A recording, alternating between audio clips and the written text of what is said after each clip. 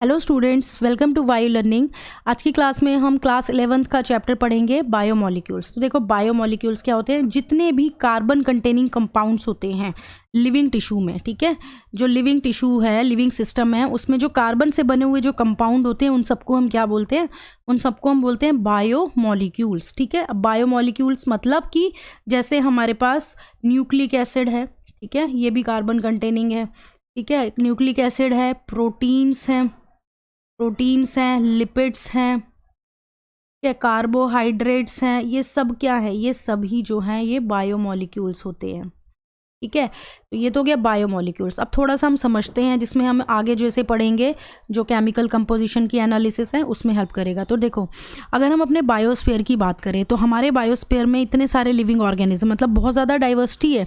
कुछ प्लांट्स हैं अलग अलग वैरायटी के, कुछ एनिमल्स हैं अलग अलग वैरायटी के, ठीक है, माइक्रो ऑर्गेनिजम्स में बहुत सारी वैरायटियाँ हैं, फंगस, बैक्टीरिया, वायरस, इतने सारे। ठीक है, अब क्या कहने का मतलब ये है कि क्या सब में एक ही जैसे केमिकल्स प्रेजेंट होते हैं? तो इसके लिए हम क्या करते हैं? Elemental analysis.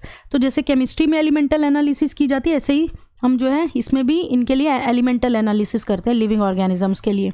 तो जब हम एलिमेंटल एनालिसिस करते हैं तो एलिमेंटल एनालिसिस जब हम करते हैं तो हम क्या देखते हैं कि जो लिविंग ऑर्गेनिज्म है उनके अंदर कौन कौन से एलिमेंट्स प्रेजेंट है? कार्बन, हाइड्रोजन, ऑक्सीजन, ये सारे एलिमेंट्स जो हैं ये प्रेजेंट होते हैं लिविंग ऑर्गेनिजम्स में। ये तो लिविंग ऑर्गेनिजम्स की बात हो गई। अगर हम बात करें नॉन लिविंग की, जैसे कि हम अर्थ क्रस्ट की बात करते हैं, अर्थ क्रस्ट की, इसकी भी जब हम एलिमेंटल एनालिसिस करते हैं तो सेम चीज़ें मिलती हैं हमें, कार्बन, हाइड्रोजन, ऑक्सीजन, यही सारे एलिमेंट्स मिलते हैं। तो कहने का मतलब दोनों में तो सेम ही एलिमेंट्स प्रेजेंट हैं, तो फिर डिफरेंस क्या है? डिफरेंस जब हम बहुत ज़्यादा क्लोजली एग्जामिन करते हैं तो हमें जो इनका अमाउंट है उसमें देखने को मिलेगा। अगर अर्थ क्रस्ट की बात करें तो इनमें ये एलिमेंट जो है ये कम अमाउंट में प्रेजेंट है, लेकिन अगर हम लिविंग ऑर्गेनिजम्स की बात करें तो यहाँ पर जो है वो अमाउंट इनका ज़्यादा है। ठीक है, ये यहाँ पे थोड़ा सा फ़र्क आता है। अब हम समझेंगे कि किस तरह से हम केमिकल कंपोजिशन को एनालाइज करते हैं। ठीक है, उसके लिए हम जो मेथड्स हैं वो देखेंगे।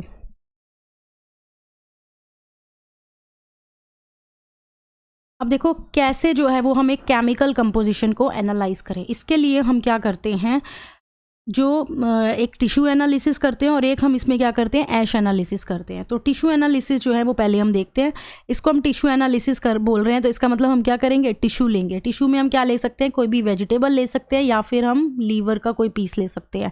ठीक है, तो हमने क्या किया? लीवर ले लिया। ठीक है, हमने लीवर लिया और इसमें एसिड डाला, ट्राइक्लोरोएसिटिक एसिड, और हमने इन दोनों को क्या कर दिया? अच्छे से ग्राइंड कर दिया मोर्टार पेस्टल में। ग्राइंड करके हमें मिल गई स्लरी। ठीक है, ग्राइंड करके हमें मिल गई स्लरी। अब इस स्लरी को हम क्या करेंगे? को हम स्ट्रेन करेंगे। तो यहाँ पर हमारे पास क्या है? हमने एक कॉटन क्लॉथ लगा लिया। ठीक है, हमने कॉटन का कपड़ा लगा लिया या फिर हम चीज़ क्लॉथ भी लगा सकते हैं। और हमें जब हमने स्ट्रेन किया इस स्लरी को तो ऊपर भी कुछ आया, ऊपर भी कुछ मिला और नीचे भी कुछ आ गया। ठीक है, अब जो ऊपर आ रहा है इसको हम बोलते हैं रिटेंटेट। ठीक है, और acid insoluble pool, acid insoluble pool. और जो नीचे आ रहा है इसको हम बोल रहे हैं फिल्ट्रेट। दो फ्रैक्शंस मिल रहे हैं हमें, एक फिल्ट्रेट और एक रिटेंटेट। जो फिल्ट्रेट है इसमें है acid soluble pool, acid soluble pool. ठीक है, अब यहाँ पर हमें क्या मिला? दो फ्रैक्शन, फिल्ट्रेट मिला जिसको हमने एसिड सॉल्युबल पूल बोला, और दूसरा मिला हमें रिटेंटेट जिसको हम एसिड इनसॉल्युबल फ्रैक्शन बोल रहे हैं और एसिड इनसॉल्युबल पूल बोल रहे हैं। अब ये जो फिल्ट्रेट है इसके अंदर क्या प्रेजेंट है? इसके अंदर प्रेजेंट है बायो माइक्रोमोलिक्यूल्स। बायो माइक्रोमोलिक्यूल्स यानी कार्बन कंटेनिंग कंपाउंड है लेकिन माइक्रो हैं, ये छोटे छोटे हैं, जैसे कि अमीनो एसिड्स हैं। ठीक है, और जो है इसमें न्यूक्लियोटाइड्स हैं, न्यूक्लियोटाइड्स। ठीक है, अमीनो एसिड्स हैं, न्यूक्लियोटाइड्स हैं, सिंपल शुगर है, मोनोसेकेराइड जैसे ग्लूकोज वगैरह है ना, ग्लूकोज, मैनोज वगैरह। रिटेंटेड में क्या है? यहाँ पर मैक्रोमोलिक्यूल्स हैं, मैक्रोमोलिक्यूल्स, बड़े बड़े मॉलिक्यूल्स हैं यहाँ पर। ठीक है, इसमें क्या होगा? इसके अंदर होंगे प्रोटीन्स, इसके अंदर होंगे प्रोटीन्स, इसके अंदर होंगे न्यूक्लिक एसिड्स, इसके अंदर होंगे lipids, nucleic acids, lipids, polysaccharides, complex form में जो शुगर होती है, कार्बोहाइड्रेट जिसको हम बोल रहे हैं, पॉलीसेक्राइड्स, ये सारी चीज़ें बायो मैक्रोमोलिक्यूल्स में आती है। तो ये रिटेंटेट में प्रेजेंट है, और फिल्ट्रेट यानी एसिड सॉल्युबल पूल में बायो माइक्रोमोलिक्यूल, जिसमें अमाइनो एसिड, न्यूक्लियोसाइड और मोनोसेक्राइड्स प्रेजेंट होते हैं। तो ये तो हमारा टिश्यू एनालिसिस हमने किया। अब अगर हमें इनऑर्गेनिक एलिमेंट्स और इनऑर्गेनिक कंपाउंड्स के बारे में जानना है तो हम ऐश एनालिसिस करेंगे। अब हम वो देखते हैं। तो देखो, अब हम करते हैं ऐश एनालिसिस। ऐश एनालिसिस से हमें इनऑर्गेनिक एलिमेंट्स और इनऑर्गेनिक कंपाउंड्स दोनों के बारे में पता चल जाएगा। तो यहाँ पर हम इसमें करते कैसे हैं, हमें small amount of living tissue ले लिया, जैसे हमने यहाँ पर मान लो लीफ ले लिया, ठीक है। ये हमारे पास एक फ्रेश लीफ है, ये कैसा है, इसका वेट वेट है।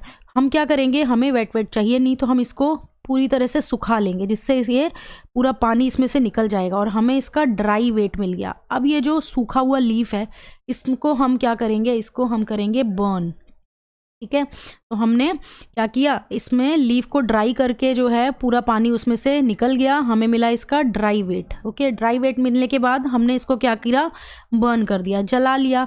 अब जलाया तो क्या हुआ, वाटर वेपर की फॉर्म में, कार्बन डाइऑक्साइड की फॉर्म में, जितना भी जो कार्बन कंपाउंड था वो रिमूव हो गया, ठीक है। तो ये रिमूव हो गए और हमें अब जो बचा हुआ मिला उसको हमने क्या बोला, ऐश। ऐश हमें मिल गई, बस यही हमें चाहिए। तो ऐश जब वो है, इसके अंदर क्या प्रेजेंट है, इसके अंदर प्रेजेंट है इनऑर्गेनिक एलिमेंट्स जैसे कि कैल्शियम, जैसे कि मैग्नीशियम, इनऑर्गेनिक कंपाउंड्स जैसे कि फॉस्फेट, जैसे सल्फेट, ये सब प्रेजेंट है और यही चीज़ हमें चाहिए थी। तो हमें इनऑर्गेनिक कंपाउंड्स एलिमेंट्स के बारे में पता चल गया। तो inorganic compounds acid soluble fraction जो हमने किया था उसमें भी होते हैं, ठीक है। तो लास्ट में हम क्या देखते हैं कि जब हम एलिमेंटल एनालिसिस करते हैं तो हमें एलिमेंट की कंपोजिशन पता चलती है लिविंग टिश्यू की, जिसमें हमें हाइड्रोजन, ऑक्सीजन, क्लोरीन, कार्बन, इन सब के बारे में पता लगता है। और जब हम कंपाउंड की एनालिसिस करते हैं तो हमें ऑर्गेनिक और इनऑर्गेनिक जो है इनके बारे में भी आइडिया लगता है। तो ये हमने आज पढ़ा है। नेक्स्ट क्लास में जो है वो हम इसमें अमीनो एसिड्स पढ़ेंगे।